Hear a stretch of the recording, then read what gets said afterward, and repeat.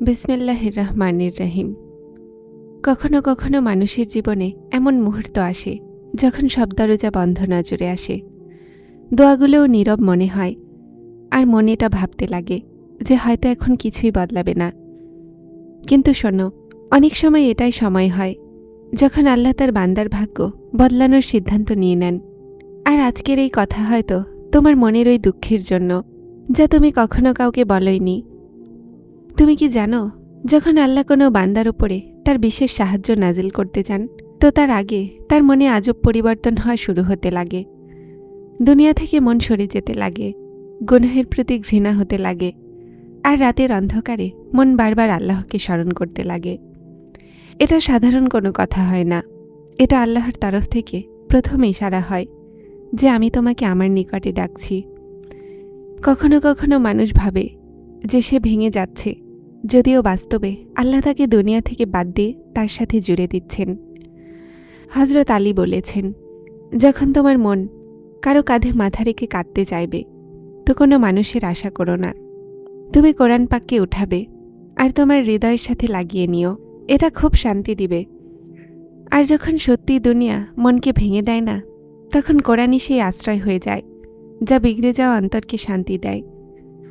কত মানুষ আছে যারা মানুষের দরজাতে কাঁদে কিন্তু খালি ফিরে এসেছে, আর কত মানুষ আছে যারা রাতের শেষ প্রহরে আল্লাহর সামনে কেঁদেছে, তারপর আল্লাহ তাদের পুরো জীবন বদলে দিয়েছে। আর তারপর আমার আল্লাহ বলেন, মানুষেরা সেই রাতগুলো দেখেনি যখন তুমি আমার কাছে মিনতি করে দোয়া করেছিলে, কিন্তু সেই জীবন অবশ্যই দেখবে যা আমি তোমার জন্য বানিয়ে দিব। শোনো, যদি তোমার মনে বারবার দোয়া করার ইচ্ছা তৈরি হচ্ছে, যদি তোমার চোখগুলো বিনা কারণে ভেজা থাকে, যদি তোমার সিজদাতে শান্তি পেতে চলেছ, তো বুঝে নাও আল্লাহ তোমাকে খালি হাতে ফেরাবেন না। কেননা আল্লাহ যখন কোনো বান্দাকে দিতে চান, তো প্রথমে তার মনে চাওয়ার অস্থিরতা দিয়ে দেন। আর মনে রাখো, দুঃখী মানুষদেরকে বলে দাও যে আল্লাহর রাস্তা অনেক উত্তম। না কোনো দুঃখ সবসময় থাকে, না কোনো কষ্ট সবসময় থাকে। আসমান থেকে কোনো ব্যর্থতার পয়গাম আসে না, কখনোই না। আসমান থেকে সবসময় একটাই বিশ্বাস আসে যে দুঃখ করো না, নিশ্চয়ই আল্লাহ তোমার সাথে আছেন, নিশ্চয়ই তিনি আমাদের রব। আমাদের নফরমানিতে তার শানে কোনো কমতি আসে না। তিনি আমাদের মুখাপেক্ষী নন, কিন্তু তিনি আমাদেরকে ভালোবাসেন, আর তিনি চান যে আমরা সোজা রাস্তাতে চলি নিজের জন্য। কখনো লক্ষ্য করেছ আল্লাহ কখনো কখনো তোমাকে মানুষের থেকে হতাশ কেন করেন? যেন তোমার বিশ্বাস মানুষদের থেকে সরে গিয়ে শুধু তার সত্তা এসে যায়। কেননা যেই দিন বান্দা সত্য হৃদয় বলে দেয়, ইয়া আল্লাহ, এখন আমার জন্য শুধু আপনিই যথেষ্ট, সেই দিন থেকে রহমতের দরজা খোলা শুরু হয়ে যায়। নিশ্চয়ই তোমার মনের সমস্ত নীরব দোয়া তার কাছে পৌঁছায়। যদিও তুমি সেটাকে মুখে না বলো, উনি তোমার ভাঙা হৃদয়গুলোকেও এভাবেই জুড়ে দেন যেন কখনো কিছু ভাঙেনি। ব্যাস, তুমি চাইতে থাকো, থেমো না, ছেড়ো না। কেননা আল্লাহর তার বান্দার বারবার চাওয়া খুব পছন্দ। আর আজ তুমি এই ভিডিও অথবা এই কথা এই জন্য শুনেছ কেননা আল্লাহ তোমাকে এই বিশ্বাস দিতে চান যে এখনও কিছুই শেষ হয়নি। তোমার দোয়াগুলো শোনা হচ্ছে, তোমার অশ্রু গোনা হচ্ছে, আর তোমার ভাগ্য লেখা হচ্ছে। কখনো কখনো মানুষ অবাক হয় যে শেষমেশ আমার জীবনে এত পরীক্ষা কেন আসছে, কেন প্রতিটা খুশি অসম্পূর্ণ থেকে যায়, কেন মন বারবার ভাঙে, কেন আপনজনরাও বদলে যায়। কিন্তু শোনো, প্রতিটা পরীক্ষা শাস্তি হয় না। কিছু পরীক্ষাগুলো আল্লাহর বিশেষ রহমতের সূচনা হয়। কেননা আল্লাহ যখন কোনো বান্দাকে খুব উচ্চ মাকাম দিতে চান, তো আগে তাকে সবর শিখান। আর সবর সবসময় সেই মানুষদের অংশে আসে যেটার জন্য আল্লাহ কিছু বড় লিখে রেখেছেন। মানুষ পরীক্ষা দেখে, আর আল্লাহ ওই পরীক্ষার পিছনে আসা রহমতকে দেখেন। এজন্য যখন তোমার জীবনে সমস্যাগুলো বাড়তে লাগে, তো জলদি হতাশ হও না। হতে পারে এটাই ওই সময় যখন আল্লাহ তোমার হকে উত্তম ফয়সালা লিখছেন। নিশ্চয়ই যদি কখনো মন ভাঙতে লাগে, তো সেজদাতে চলে যাবে। সেখানে মন এমন শান্তি পাবে যা অন্য কোথাও পাবে না। নামাজ আর সবরকে তোমার আশ্রয় বানিয়ে নাও, তারপর দেখে নিও কিভাবে সমস্যাগুলো নিজের রাস্তা ছেড়ে দেয়। বিশ্বাস রাখো, আল্লাহ তোমাকে কখনো একা ছাড়বেন না, আর যে তার উপরে ভরসা করে তাকে সে কখনোই খালি হাতে ফেরান না। যখন আল্লাহর সাহায্য নিকটে আসে না, তো মানুষের ভিতরে হঠাৎ নীরবতা আসতে লাগে। সে আগের মতো সবার কাছে অভিযোগ করে না, সে মানুষের সামনে কম কান্না করে আর আল্লাহর কাছে বেশি ঝুঁকতে লাগে। এটা দুর্বলতা হয় না, এটা আল্লাহর কাছে ফিরে যাওয়া হয়। আর আল্লাহ তার সেই বান্দাদেরকে খুব ভালোবাসেন, যারা ভেঙে গিয়েও তার দরজা ছাড়ে না।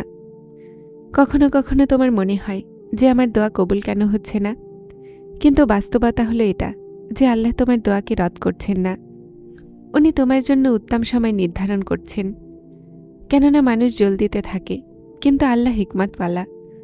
তিনি জানেন যে কোন নিয়ামত কখন দিতে হবে, কোন সময়ে তোমার হকে উত্তম হবে, আর কোন মুহূর্তে তোমার দোয়া তোমার পুরো জীবন বদলে দিবে। আল্লাহ ধরে নেন।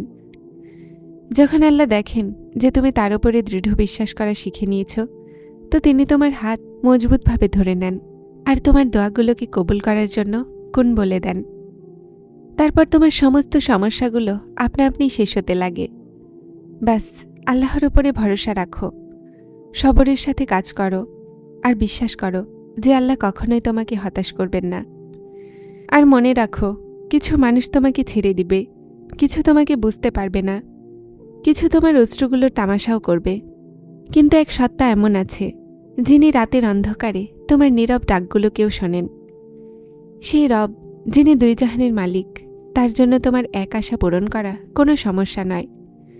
বাস, তিনি উত্তম সময়ের অপেক্ষা করেন, কেননা তিনি তোমার মনের সমস্ত হৃদস্পন্দন, সমস্ত চাওয়া আর সমস্ত কষ্ট সম্পর্কে অবগত। নিশ্চয়ই এজন্য তুমি এতক্ষণ সামলে আছো।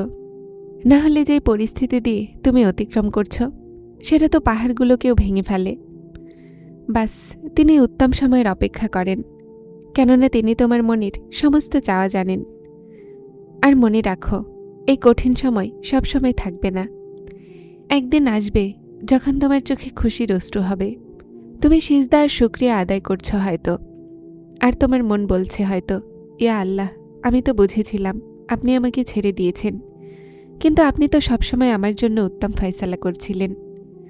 আর তারপর আমার আল্লাহ বলেন, মানুষেরা সেই রাস্তাগুলো দেখেনি যখন তুমি আমার কাছে মিনতি করে দোয়া করেছিলে, কিন্তু তারা সেই জীবন অবশ্যই দেখবে যা আমি তোমার জন্য বানিয়ে দিব। আর শেষে বাস এতটুকু মনে রাখো, তোমার জীবন এখনও শেষ হয়নি, তোমার দোয়াগুলো এখনও জীবন্ত আছে, আর তোমার রব এখনও তোমার সাথে আছে। ব্যাস তার উপরে বিশ্বাস রাখো, সবর রাখো, নামাজকে শক্তভাবে আঁকড়ে ধরো, আর দোয়া করা কখনোই ছেড়ো না, কেননা আল্লাহ যখন দিতে শুরু করেন তো হিসাব করেন না, ইনশাআল্লাহ। যারা চ্যানেলটিতে নতুন এসেছেন তারা হেদায়েত চ্যানেলটিকে সাবস্ক্রাইব করে আমার সাথে থাকুন এবং অবশ্যই ভিডিওগুলোকে লাইক শেয়ার করবেন। আসসালামু আলাইকুম।